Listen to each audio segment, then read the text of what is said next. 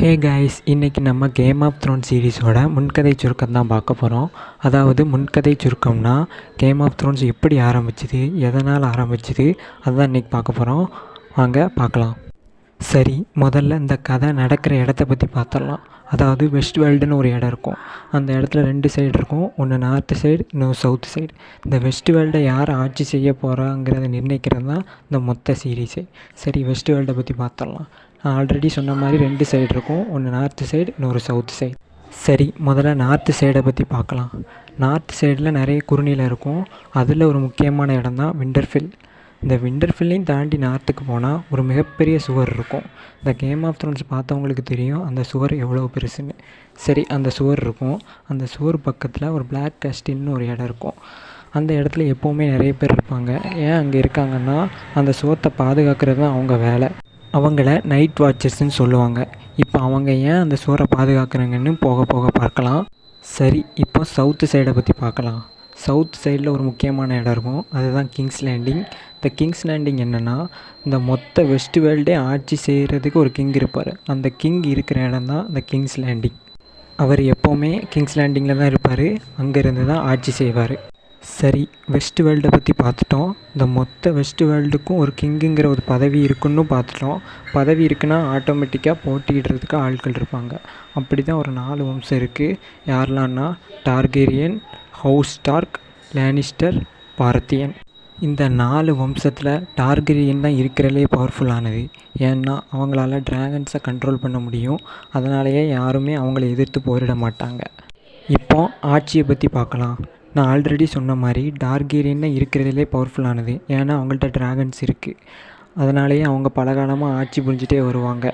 காலம் செல்ல செல்ல டிராகன் இனம் அழிய ஆரம்பிக்கும். அதனாலேயே அவங்க பவர் கொஞ்சம் கொஞ்சமாக குறைய ஆரம்பிக்கும்.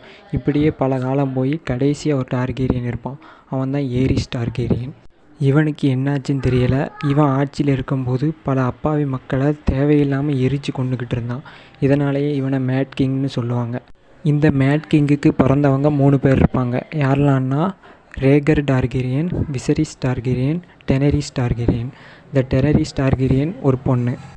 இப்படி இந்த மேட் கிங் ஆட்சி போய்கிட்டு இருக்கும்போது ஒரு சமயம் இந்த ரேகர் டார்கேரியன், அதாவது மேட் கிங்கோட மூத்த பையன் லியானாங்கிற ஒரு பொண்ணை கடத்திட்டு போய் தப்பாக நடந்துக்கிட்டான்னு ராபர்ட் பாரதியனுங்கிற ஒருத்தர் சண்டைக்கு வருவார். இவர் ஏன் சண்டைக்கு வராருனா, ராபர்ட் பாரதியனுக்கு ஒரு பேக் ஸ்டோரி இருக்குது. அதாவது ராபர்ட் பாரதியனும் நெட் ஸ்டார்க்கும் பெஸ்ட் ஃப்ரெண்ட். இந்த நெட் ஸ்டார்க்குக்கு ஒரு தங்கச்சி இருப்பாள். அவள் தான் லியானா.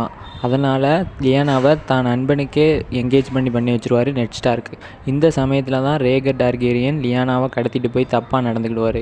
இதனால் கடுப்பான ராபர்ட் பராத்தியன் தான் கட்டிக்கிற பொண்ணையே இப்படி பண்ணிட்டானேன்னு ஏரிஸ் டார்கேரியனை நோக்கி படையெடுத்து போவார். கூடவே நெட் ஸ்டார்க்கும் போவார். அப்புறம் ராபர்ட் பாரதியனுக்கும் மேட் கிங்குக்கும் போர் நடக்கும். அந்த போரில் ராபர்ட் பாரதியன் ஜெயிச்சிருவார். மேட் கிங் அவரோட மெய்காப்பானனாலேயே கொல்லப்பட்டுருவார். இந்த போரில் லியானாவும் ரேகர் டார்கேரியனும் இறந்துருவாங்க. இன்னும் உயிரோடு இருக்கிறது விசரிஸ் டார்கேரியனும் டெனரிஸ் டார்கேரியனும். இவங்க 2 பேரையும் ராபர்ட் பாரதியன் தேடுவார். ஆனால் அவங்க 2 பேரும் வெஸ்ட் வேர்ல்டை தாண்டி கிழக்கு கண்டத்துக்கு போயிடுவாங்க. அதாவது 2 கண்டம் இருக்கும், மேற்கு கண்டம், கிழக்கு கண்டம். மேற்கு கண்டத்தில் தான் இந்த வெஸ்ட் வேர்ல்டு இருக்கும். அதனால் ராபர்ட் பாரதியன் அவங்கள விட்டுருவார். இப்போ என்ன, ராபர்ட் பாரதியன் போரில் ஜெயிச்சிட்டாரு. அதனால் கிங்காக மாறிடுவார். கூட வந்த நெட் ஸ்டார்க் நான் விண்டர்ஃபெல்லுக்கு போகிறேன்னு விண்டர்ஃபெல்லுக்கு போய் அங்கே போய் கிங் ஆயிடுவார். இப்போ ராபர்ட் பாரதியன் தான் கிங்கு. இவர் என்ன பண்ணுவார்னா, லேனிஸ்டர்னு ஒரு பணக்கார தேசம் இருக்கும். அந்த பணக்கார தேசத்துக்கு ஒரு தலைவர் இருப்பார். அவர் தான் டைமி லேனிஸ்டர். அவருக்கு 3 பசங்க இருப்பாங்க. ஒரு பொண்ணு ஜெர்சி லேனிஸ்டர், 2 பசங்க ஜெய்மி லேனிஸ்டர், டிரியன் லேனிஸ்டர். இந்த ராபர்ட் பாரதியன் அந்த ஜெர்சி லேனிஸ்டரை கல்யாணம் பண்ணிடுவார். இதனால் ராபர்ட் பாரதியனுக்கும் அந்த லேனிஸ்டர்னு பணக்கார தேசத்துக்கும் ஒரு கனெக்ட் உருவாகும். இப்போது ராபர்ட் பாரதியன் தான் கிங்கு, ஜெர்சி லேனிஸ்டர் தான் குயினு. இந்த கல்யாணம் தான் இந்த சீரீஸுக்கு முக்கிய காரணம். ஒன் ஆஃப் த முக்கிய பிரச்சனையே இந்த கல்யாணம் தான். சரி, அதை அடுத்தடுத்து பார்க்கலாம். இப்போ இதுதான் சவுத் சைடில் நடக்குது. இப்போ நார்த் சைடில் நெட் ஸ்டார்க் போனார்ல, அங்கே போய் விண்டர்ஃபெல்லுக்கு கிங் ஆகிட்டார். கேட்டலின் ஸ்டார்க்குங்கிற ஒரு பொண்ணை கல்யாணம் பண்ணுவார். அவங்களுக்கு 5 பசங்க பிறப்பாங்க. யாரெல்லாம்னா Robb Stark, Sansa Stark, Arya Stark, Bran Stark, Rickon Stark. இதுதான் இவங்களுக்கு முறைப்படி பிறந்த குழந்தைங்க. இவங்களுக்கு அடுத்து நெட் ஸ்டார்க் ஒரு பொண்ணோட தவறான முறையில் இருந்து பிறந்த குழந்தை தான் ஜான் ஸ்னோ. இது மட்டும் இல்லாமல் நெட் ஸ்டார்க் அந்த நார்த் சைட்லேயே ஒரு குறுநிலத்தை போர் புரிஞ்சு வெற்றி அடைஞ்சப்போ அங்கே ஒரு பையனை எடுத்து வளர்ப்பார். அதுதான் தியோன் கிரேஜாய். இதுதான் இவங்க பசங்க.